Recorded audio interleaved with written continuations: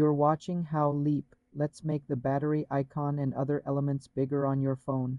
On iPhone, go to Settings, tap Display and Brightness, tap Display Zoom, select Zoomed for larger icons and text, then check View and choose Zoomed. On Android, open Settings and tap Display Size or Font Size. Adjust the sliders to make icons and text larger. For just the status bar icons, you may need a third-party launcher like Nova Launcher. You're watching How Leap. Let's make the battery icon and other elements bigger on your phone. On iPhone, go to Settings, tap Display and Brightness, tap Display Zoom, select Zoomed for larger icons and text, then check View and choose Zoomed. On Android, open Settings and tap Display Size or Font Size. Adjust the sliders to make icons and text larger.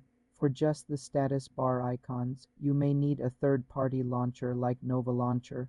Also, enable large text in accessibility settings for even bigger fonts. For more simple tech tutorials, subscribe to the channel.